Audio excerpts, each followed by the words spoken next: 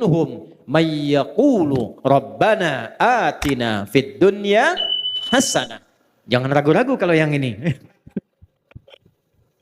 Wa fil akhirati hasanah wa qina. Kita tak bisa hukumi status seseorang. Tak bisa hukumi iman dan baiknya seseorang. Tapi kita bisa melihat tapak dan jejak kebaikan yang ditinggalkan oleh orang itu. Kan kalau ingin lihat orang husnul khatimah, baik atau tidaknya, karena itu husnul khatimah, bukan husnul bidayah. Husnulnya di akhir. Kebaikan tampaknya di akhir. Setelah wafat, tampaklah kebaikan-kebaikannya. Virallah kemuliaan-kemuliaannya. Itulah kemudian yang kita ikuti tapak jejaknya. Maka bagaimana menjadikan semua nilai kebaikan itu punya nilai di akhirat? Karena nanti, mohon maaf, ada orang pun ahli dunia tapi baik. Jangan salah. Ahli dunia tapi baik. Cuman sayang kebaikannya tidak disiapkan untuk akhiratnya. Zaman Nabi itu ada orang belum beriman, non-muslim. Baiknya luar biasa. Sedekah ke orang, sosialnya tinggi. Mengatasi kesulitan orang lain, bantu memudahkan akses.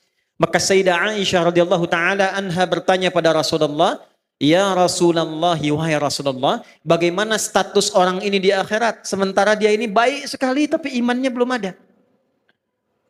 Maka turunlah Quran surah ke-25 ayat ke-23. Wa qadimna ila ma 'amilu min 'amalin faj'alnahu haba'an manthura. Wa qadimna na'nya li ta'zimin nafsi fi ta'zimin sya'ni. Menunjukkan keagungan Allah pada sesuatu yang sangat penting. Jadi kalau kita terjemahkan dengan tafsir, demi keagunganku dan keadilanku, aku berikan balasan untuk dunianya. Tapi di akhirat dia tidak bernilai. Jadi kalau ada orang berbuat baik untuk dunia, tapi dia tidak siapkan untuk akhiratnya, keadilan Allah menjawab dan membalas kebaikan dia itu di dunia. Tak adil kalau Allah balas di akhirat. Sebab dia berbuat baik dengan hukum dunia, maka Allah balas pula dengan hukum dunia. Tuh. Baiknya karena dunia, maka diangkat orang itu, disebut-sebut orang itu, disanjung orang itu. Ada pula yang mendoakan. Tapi kalau tidak ada kunci akhiratnya, di akhirat kebaikan itu hanya akan jadi debu yang berterbangan. Detil Al-Quran. Debunya terbang. Kalau terbang kan tak bisa ditimbang. Kalau debunya hinggap, masih ada berat. Tapi kalau debunya terbang, bagaimana menimbangnya? Maka kunci pertama, bagaimana kita menyiapkan bekal ke akhirat tanpa meninggalkan dunia. Yang pertama, rubahlah rutinitas dunia kita menjadi ibadah. Satu.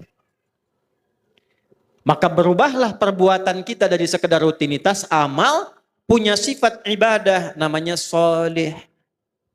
Maka amalnya berubah menjadi amal soleh. Setiap amal yang menjadi soleh, maka dia punya sifat baru, namanya hasanah.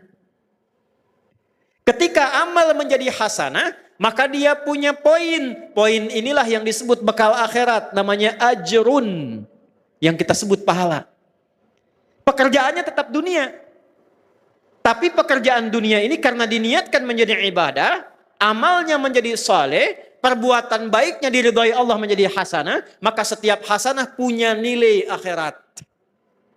Dari mana dalilnya? Quran surah ke-6 ayat 160. Man jaa'a bil hasanati falahu 'asyru amthaliha. Setiap perbuatan yang baik yang kita kerjakan dengan niat akhirat menjadi hasanah. Akan dikonfirmasi hasanah ini di akhirat dalam bentuk pahala sebagai bekal pulang. Karena itu doanya, Rabbana atina fid dunya hasanah. Dikonfirmasi hasanahnya di akhirat. Wa fil akhirati hasanah. Nah sekarang, bagaimana cara merubah perbuatan dunia menjadi hasanah, menjadi punya nilai akhirat? Kerjakanlah dengan menggunakan iman. Saya ulangi, pakai iman. Itulah yang menjadikan hampir kata-kata amal soleh dalam Al-Quran didahului oleh kalimat iman. Contoh, surah 103. Wal 'asr. Innal insana lafi khusr. Illa alladhina amanu wa amilus soleh.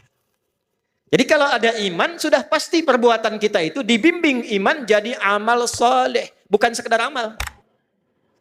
Kalau amal saja belum tentu soleh, jadi dunia. Ini gelas untuk minum.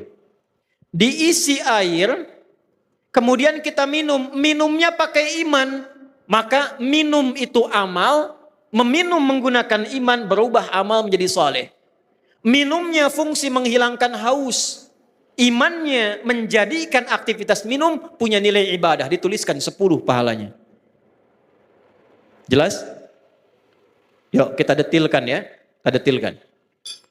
Pelan-pelan.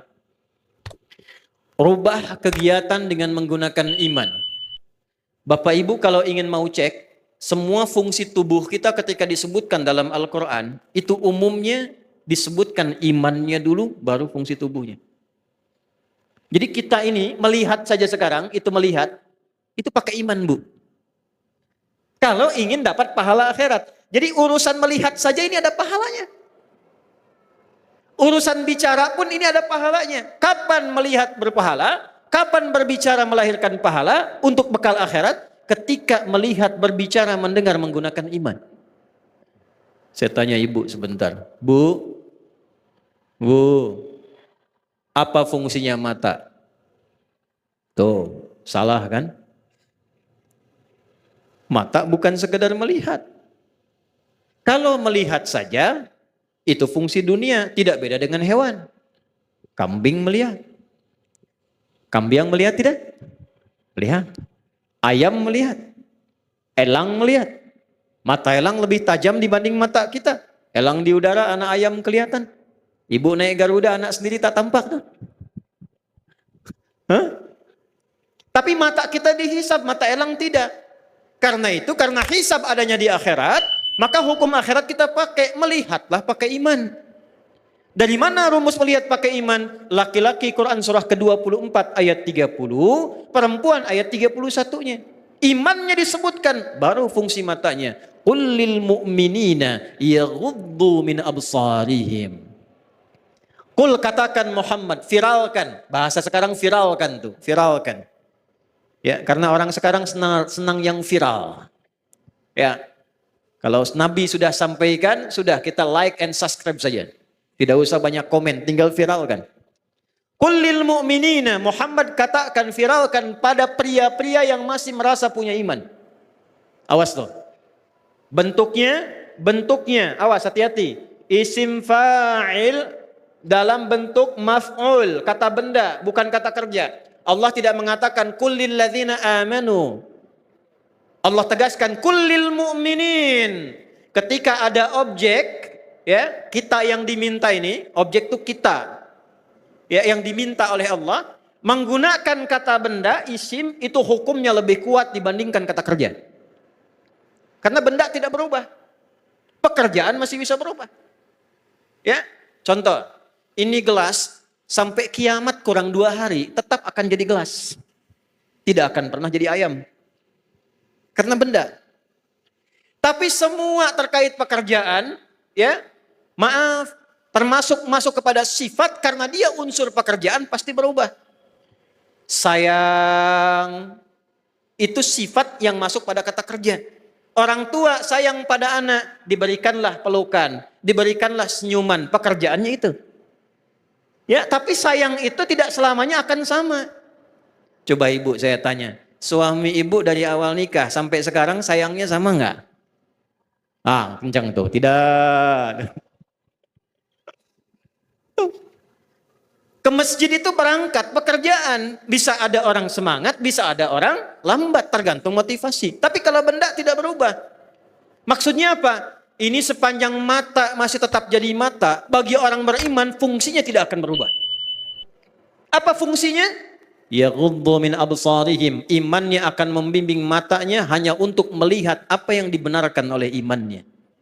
Bila kata imannya ini tak baik, maka ghaddul basar. Kata imannya palingkan. Karena itu standar pria yang punya iman, imannya akan menuntun matanya dan membuat batasan. Ini yang boleh dilihat, ini yang tak boleh dilihat. Beda dengan yang belum punya iman, semua bisa dilihat. Lisan, dari mata turun ke, oh jangan langsung ke hati aja mbak. Dari mata turun ke lisan, ke mulut nih. Apa fungsi mulut? Mulut ketika disebutkan di Quran, imannya dulu disebut baru lisannya. Ya ayyuhalladzina amanu, imannya dulu. La yashar qaumin qaum, la yaghtab ba'dukum ba'da. Nabi kuatkan, man kana yu'minu billahi wal yaumil akhir, imannya dulu. Falyakul khairan aw liyas. Ternyata mulut fungsinya untuk berkata yang baik-baik.